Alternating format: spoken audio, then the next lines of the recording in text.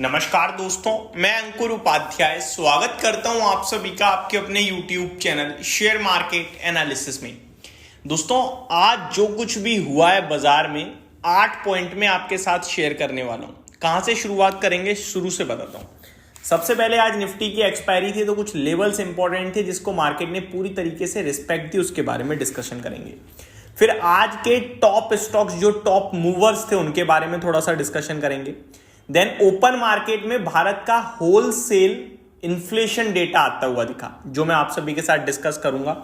Then post market आपके लिए market closing के बारे में थोड़ा सा डिस्कस करेंगे कि एक्चुअली में रिस्पेक्ट देते देते जो बाजार ने आज क्लोजिंग दे दी वहां पे क्या संकेत मिले। Then post market Q2 results के बारे में डिस्कशन करेंगे। फिर शाम को FIDIs का डेटा आता हुआ दिखा। देन शाम को एक बॉन्ड इंडेक्स का डेटा आया है। अगर आपको लग रहा है भारत के बाजार में FIs बेच रहे हैं, नहीं, बॉन्ड इंडेक्स में भी भारी भरकम सेलिंग करी है, अभी बताऊंगा आपको। और लास्टली हम 8th डेटा बताऊंगा, आगे का आउटलुक क्या दिख रहा है उसके बारे में डिस्कशन करेंगे। तो सबसे पहले निफ्टी एक्सपायरी। तो देखो, निफ्टी की बात करी जाए तो 23,532 पे बंद हुआ है। एक्चुअली में इसको ऊपर या नीचे बंद होना चाहिए था, लेकिन ये नहीं हुआ। मैंने मॉर्निंग की पहली वीडियो तो आई थिंक नहीं, तीसरी वीडियो जो 12:30 बनाई थी उसमें जरूर बात करी थी मैंने कि 23,500 पे कॉल राइटर और put writer, sorry call buyer और पुट बायर दबा के खड़े हैं। राइटिंग नहीं हुई है, बाइंग हुई है। और जब कॉल या पुट बाइंग होती है तो फिर बाजार क्या करता है, मूव देता है बड़ा वाला, तभी तो पैसा बनेगा बायर्स का। लेकिन हुआ उल्टा, मार्केट ने मूव ही नहीं दिया। 23,500 की कॉल में करीब 4,80,00,000 बायर्स खड़े थे और 23,500 की पुट में भी ऑलमोस्ट 4,80,70,00,000 ही बायर्स थे, और मार्केट वहीं का वहीं बंद हो गया। दोनों का पैसा खा गया बाजार। लेकिन शुरुआत अच्छी हुई थी आज निफ्टी की। शुरुआत में आपने 675 पे निफ्टी जाता हुआ देखा, फिर नीचे आया और फ्लैट टू नेगेटिव बंद हो गया। हालांकि सुबह तो ऐसा लग रहा था कि बाजार में आज अच्छी तेजी रही, लेकिन मिड कैप और स्मॉल कैप में निफ्टी ने अपने गेन्स गवा दिए। तो जो लोग ये कह रहे हैं कि लार्ज कैप बढ़ेंगे, स्मॉल कैप से सावधान रहो, देख लो क्या हुआ है। तो ऐसा कुछ भी नहीं है, इसके बारे में मैंने पहले भी बात करी हुई है कि सब गिर रहा है, सब बढ़ रहा है। कहीं भी ऐसा नहीं है कि आप बच पा रहे हो, हर तरफ पिटाई पड़ रही है, तो शांति रहो। और FIs वैसे भी बड़े स्टॉक्स ओन करते हैं, निफ्टी के, सेंसेक्स के। FIs बेच रहे हैं, दैट मीन्स उन्हीं स्टॉक्स में प्रेशर है।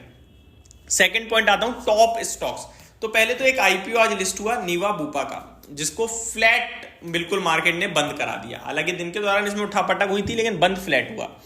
आइशर मोटर्स अपने नंबर्स के बाद तूफानी तंगड़े एक्शन में था, 6.5% ऊपर बंद हुआ है। जियो फाइनेंशियल सर्विसेज FNO में आने की खुशी से भागा है, प्लस FNO से ज्यादा खुशी इसकी है कि FNO में आने के बाद ये निफ्टी का हिस्सा बनने के लिए तैयार है, इसीलिए डीमार्ट भागा। इसीलिए आप देखो तो जोमेटो भागा। FNO में तो 45 शेयर्स आए, लेकिन यही क्यों भागे ज्यादा, क्योंकि इन्हें निफ्टी का रास्ता खुलता हुआ दिख रहा है। वहीं गिरावट थी दोस्तों SKF इंडिया में, नंबर्स के बाद 7.5% क्रैश हुआ ये स्टॉक। टोरेंट पावर 5% क्रैश हुआ। एकम ड्रग्स एक और दिन लोअर सर्किट मारता हुआ दिखा है 5% का। एस्ट्रोजेनिका में गिरावट थी, बीकाजी फूड्स में गिरावट थी, और ये कुछ टॉप स्टॉक्स थे जो लूजर्स थे आज के दिन। सबसे ज्यादा कारोबार आज HDFC बैंक में हुआ 2300 करोड़ के करीब का। देन जोमेटो में 2272 करोड़ और रिलायंस में 1590 करोड़ का टर्नओवर हुआ। ओपन मार्केट में HAL जैसी बड़ी कंपनी के रिजल्ट्स आए थे जो कि इनलाइन टू पॉजिटिव थे, और स्टॉक फ्लैट टू पॉजिटिव बंद हो गया, आधा % बढ़कर। देन होलसेल इन्फ्लेशन डेटा आया दोस्तों, जो कि खराब था। थोड़े दिन पहले, 2-3 दिन पहले इन्फ्लेशन डेटा आया भारत का, बहुत खराब था।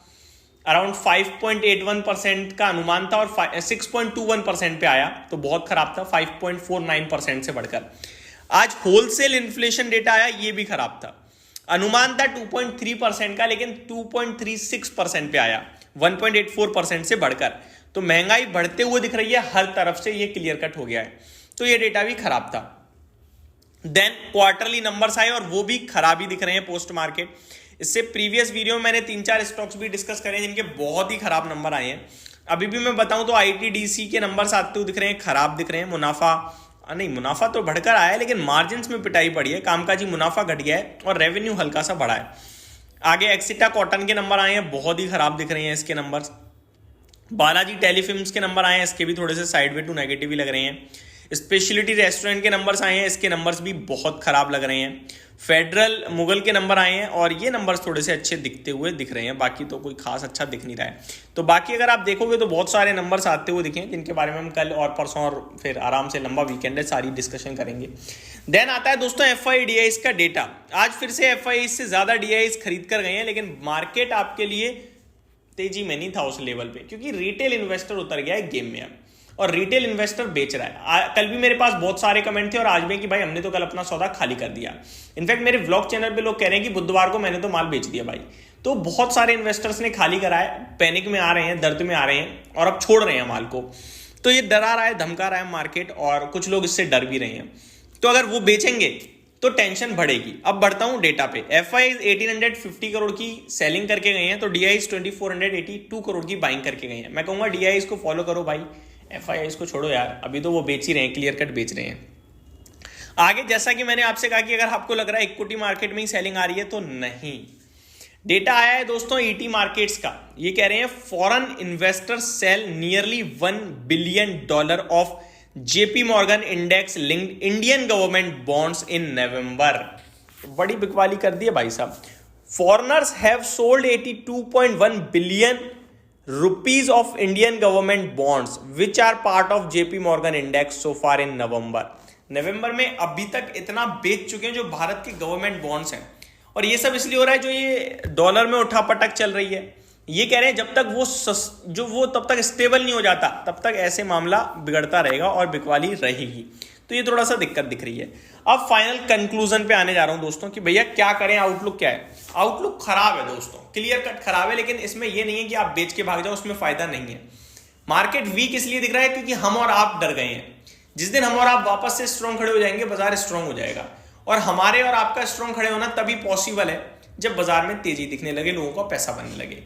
हमारे आपके जैसे कितने लोग होंगे जो ये सोचते हैं कि भैया आज नहीं तो कल बढ़ जाएगा, लेकिन उनका सोचो जिनका मार्जिन आ रहा है, भैया पैसा किसी को देना है, इंटरेस्ट चल रहा है, वो लोग हिम्मत हार रहे हैं और बेच रहे हैं, और उन्हीं की वजह से पैनिक है। लेकिन एक लेवल देना चाहूंगा 23,200 का, कहीं ना कहीं 23,200 का लेवल मैं इसलिए इंपॉर्टेंट बता रहा हूं आपको। पहली बात तो ये जो आपके 24, मैंने पहले भी लेवल शेयर करे हुए हैं, मेरे को टाइम लग जाएगा अभी चार्ट खोलने में, मैं फिर भी कोशिश करता हूं। मैंने पहले ही बताया हुआ है कि 23,350 का आपका लेवल है लो, जो जुलाई का जून 23 के करीब का आ रहा है। एग्जैक्टली मैं दोबारा ट्राई करता हूं, मेरे को मिल जाए लेवल तो जस्ट अ मिनट। जी हाँ, 24 जून का लेवल है 23,350। मैं थोड़ा सा एडिशनल जा रहा हूं, इसलिए 23,200 की बात कर रहा हूं। जब तक ये ब्रेक नहीं होगा तब तक हमें लगता है कोई टेंशन नहीं लेनी चाहिए। और 23,200 ब्रेक हो भी जाता है तो ऐसा नहीं उसके बाद कोई बड़ा फॉल आ जाएगा। तो 23,200 के आसपास बड़ा सपोर्ट दिखता है, क्योंकि उसके बाद सीधे 4 जून के लो निकल के आ रहे हैं और वो बहुत ज्यादा दर्दनाक हो सकते हैं। 21,200 के लो थे इलेक्शन डे वाले दिन, आपको याद होगा। तो वो मैक्सिमम लेवल पे दिखता है, यानी मैक्सिमम 10% डाउनसाइड है, लेकिन अपसाइड आपके लिए आसमान पूरा खाली है। आज नहीं तो 1 साल, 1 साल नहीं तो 1.5 साल, बस। तो यहीं पे खत्म करता हूं इस वीडियो को। Thank you so much for watching this video. Good night guys.